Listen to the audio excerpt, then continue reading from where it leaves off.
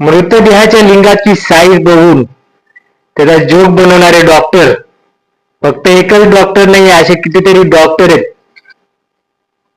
आणि या प्रशासनामधून भेटणार काय आपल्याला?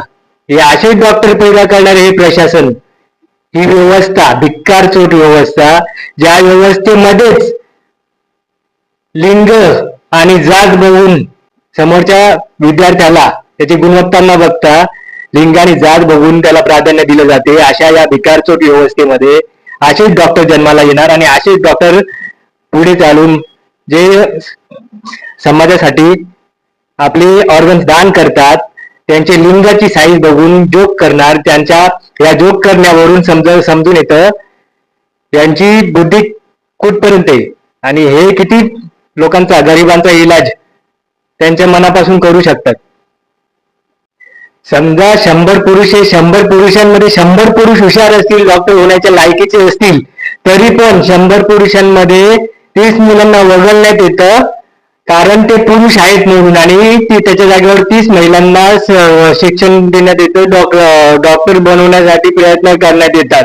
आणि जर अशा महिला जर प्रयत्न करत असेल तर फायदा काय का आरक्षणचा?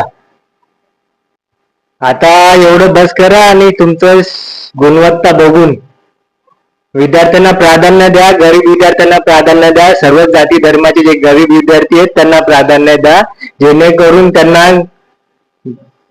उद्या भविष्यासाठी, देशासाठी काहीतरी ते गरीब विद्यार्थीच करतील, श्रीमंत घरातले अशा पोरी सारखे विद्यार्थी नाही करणार.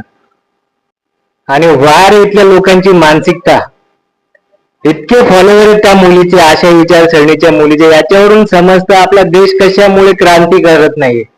कारण या देशाला क्रांती नकोय. आता जाऊ द्या, आता बोलण्यासारखं बरंच काय, बोलल्यानंतर परत तुम्ही म्हणशाल सोशल मीडियावरती वाईट बोलतो.